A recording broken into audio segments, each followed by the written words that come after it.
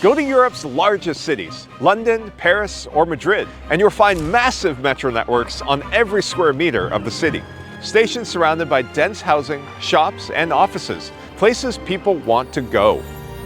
But in Helsinki, there's only one metro line, and it doesn't cover much of the central city, entering into the distant suburbs. Many stations look like this, surrounded by highways, parking lots, and not much else. With such low population density, you'd expect the metro system to be empty. But it's incredibly busy. Over 300,000 people use the metro in Helsinki every day. That's equivalent to half the city's population. So where do all of these people come from? Why do they choose to ride public transit? Well, Helsinki has a trick up its sleeve. The bus.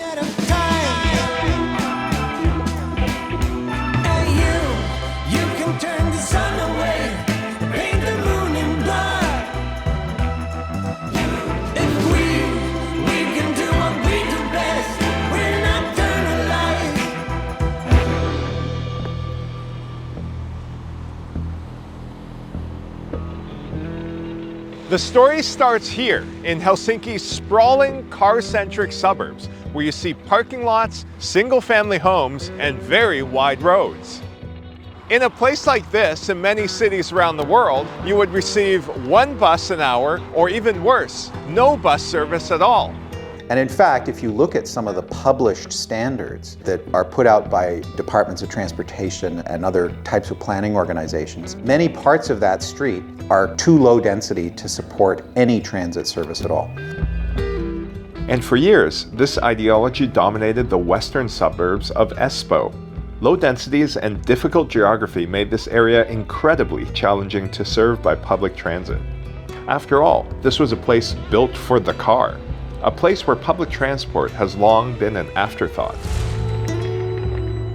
It all started in the 1960s, when new highways opened up rural land to development. Now easily accessible from the city by car, new neighborhoods appeared, residential, low density, and full of detached homes. At the same time as all the great highway networks were being built out, new suburbs in the 1950s, 60s got little or no transit service at all. The transit service that did exist was used for one purpose: to pick up suburban residents and take them directly to the city center. One of the problems with having a bus route network that is only focused on city center commute type trips is that it then becomes quite useless for people who are trying to travel from a suburban point to a suburban point. The network offered little for those needing to travel between points within Espoo itself, pushing many towards a car-dependent lifestyle. As soon as there's one trip that you need to make that you can't make by transit, you're going to buy a car. And then once you have the car, you're probably going to use that car for most of your other trips. And as Espoo continued to grow, more and more cars flooded the streets. Traffic continued to worsen until it became completely unbearable. So in 2008, the city of Espoo introduced a bold new proposal: a 21-kilometer, 14-stop westward expansion of the region's metro system, finally bringing rapid transit to the city's poorly connected western suburbs. The line was set to forever alter mobility in the region, finally providing a reliable alternative to the car. But it wasn't so easy. Espoo's suburban densities meant that most residents lived far from the proposed stations. To them, the new line was completely useless. News outlets called it too expensive and the train to nowhere. After all, low-density places like this suburb can't support public transport, right?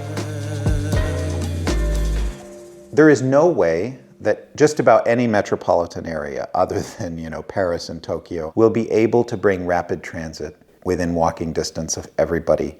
So you need some other mode of transit to bring people to those stations and provide universal coverage. And the bus is the cheapest, easiest, and most flexible way to provide that service.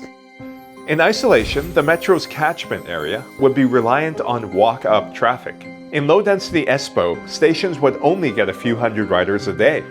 But by bus? You can extend that catchment area 5 kilometers, 10 kilometers, even more. And so you can bring in tens of thousands of riders a day. So, alongside the new metro line, planners developed a radical reinvention of the region's bus network. Bus routes became far more reliable and frequent, running shorter routes to the nearest metro station, instead of infrequent traffic-congested trips directly to the city center. The advantage that focusing bus service on local trips has is that people aren't traveling nearly as long a distance on the bus, which has the highest labor requirement, but instead they're traveling the longer distances on rail, which can move a lot more people more efficiently. This had the potential to make transit service far more attractive in the suburbs. Instead of running once an hour, the new feeder bus routes could run every 5 to 10 minutes, drastically reducing wait times, replicating the convenience of the car. But one problem remained. People hated losing their one-seat rides. Residents who once enjoyed direct service to the city center were now forced to transfer to the metro. A transfer is an inconvenience, and it's a really big deterrent. Even if it isn't a big dollar amount, there's a psychological barrier. And to remove that barrier, planners had to make people want to transfer. Their solution? Oh, yeah.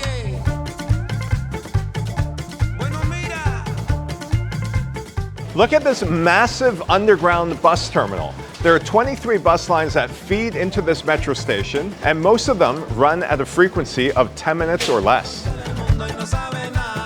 Stations like this are built for one purpose: to make transfers between buses and the metro as easy as possible.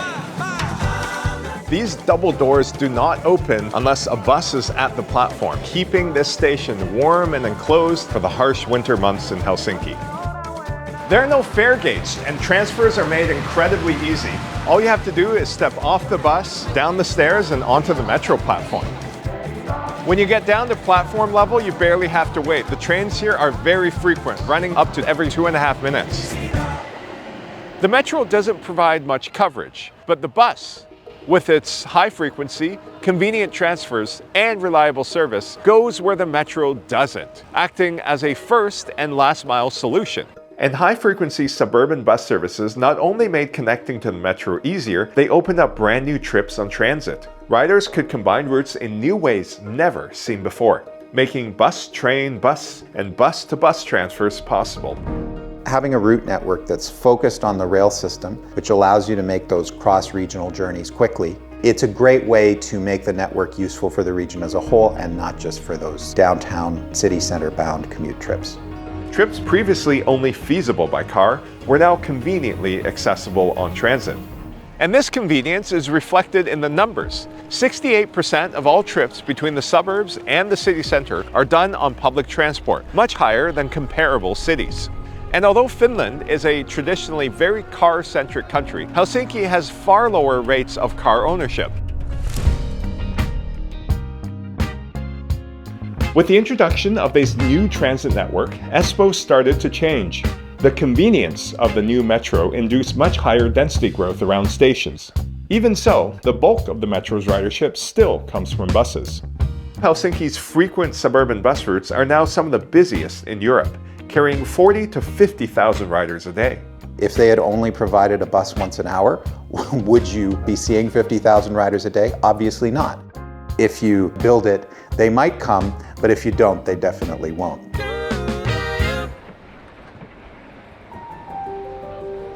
Helsinki proves that it is absolutely possible for public transit to succeed in low-density, auto-centric places. Even in a built environment hostile to walking and cycling, good suburban bus service can make transit a compelling alternative to private car use. There is this attitude that until we achieve perfection in terms of the built form where everybody lives in some kind of pre-war transit village, that transit will never be able to be successful. But as any business owner will tell you, if you don't build an attractive store, nobody's going to shop there. The same is true with transit. You have to make that upfront investment in terms of service if you're going to attract people. Professor Paul Mies puts it best. Arguments that density's many times current levels are needed before transport trends can change are really just arguments for continuing with automobile dependence. Helsinki chose to fight car dependence. It chose to run the bus.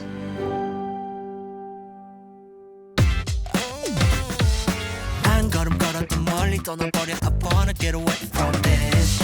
Gotta be motivated, gotta be loved. 내일 주변 사람들이 말하지. But I need my space, my life, and a minute now. I really think it's my time. I've been waiting patiently, searching for oasis.